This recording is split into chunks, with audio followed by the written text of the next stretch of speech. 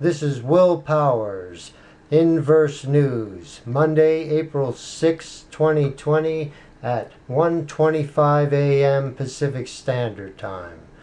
This is part 2 of the true purpose behind the novel Coronavirus Lockdown, the protocols, a mind control experiment.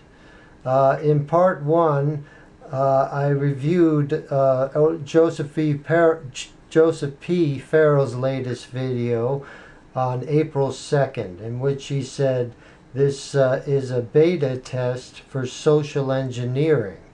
The government is tracking the inflection points, he said, in the population. They are tracking those that are opposing the narrative, he said. They're going to try something like this further down the line, and it will be more serious. But they need to make sure they know where the opposition is. Interesting point. Of course, he was going out on the end of his twig of speculation there. And the news media is complicit with the government in spreading propaganda and covering up for the government, and especially the CIA and their brainwashing experiment. I'm not kidding. I'm talking about Jonestown, which I think was a CIA thought control experiment. Jim Jones and the People's Temple was around in the 1970s, mid-1970s, I believe, a cult religion based in San Francisco. In my second article on Jonestown, based on a book by Michael Myers, Was Jonestown a CIA Medical Experiment?, a review of the evidence, published in 1989. According to Myers, Jones used an unseen threat as a way to bind his congregation together, as well as a way to explain the armed guards and tall fence. Temple members reported shots in the night and people who threw dead dogs onto the temple grounds. All the attacks were staged. The dogs were easily provided for by the temple animal shelter and housed the unfortunate strays. These were the dogs used in the attacks, according to Michael Myers. Also, a well-researched book that Myers wrote that goes into the CIA connection.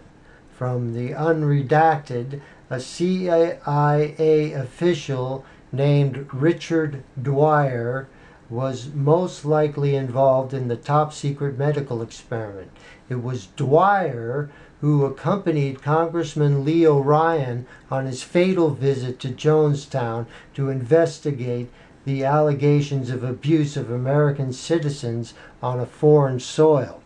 Here you can see my article right here, CIA Medical Experiment.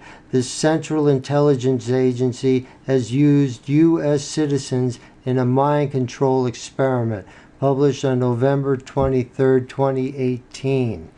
And moving through the article, skipping ahead to this point right here about the CIA, Deputy Chief of Mission at the U.S. Embassy, Dick Dwyer, was a CIA agent stationed near Jonestown in the Guyanese capital, Georgetown.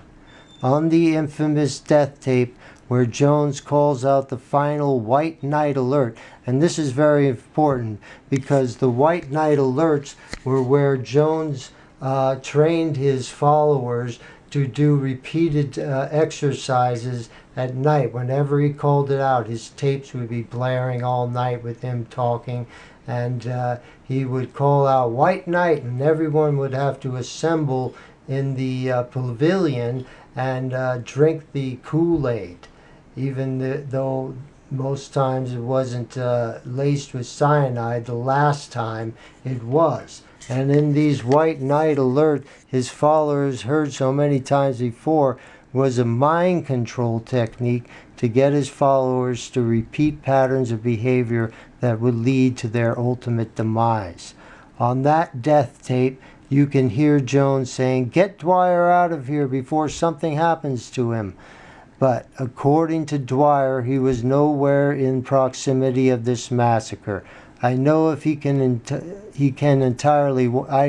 I don't know, excuse me, if he can entirely wash his hands of this bloody, rotten mess, however, given the evidence.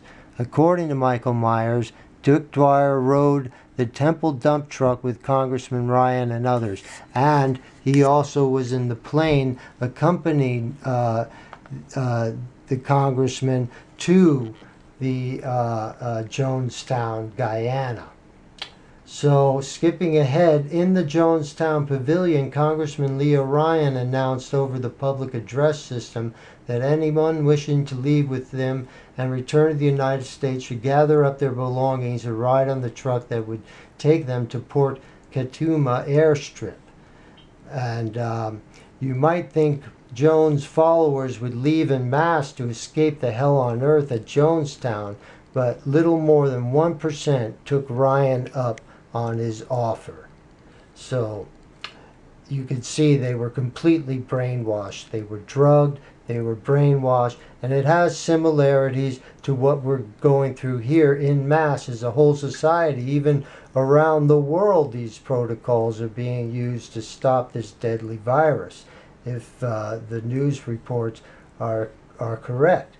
But you may think you're not being drugged, but you very well could be if you drink the water, especially the water right out of the tap. But even the bottled water oftentimes still contains fluoride, unless you get water that's distilled or from a pure mountain spring like Calistoga, Perrier water.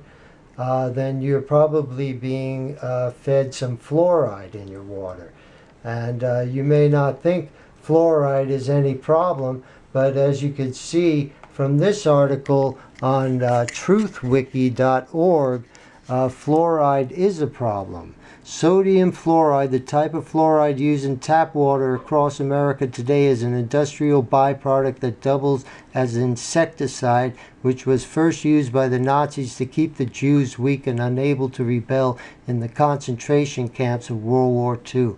Yet today's food and water contain some of the exact same ingredients, purposely, that do chronic health damage to humans in the short and long term.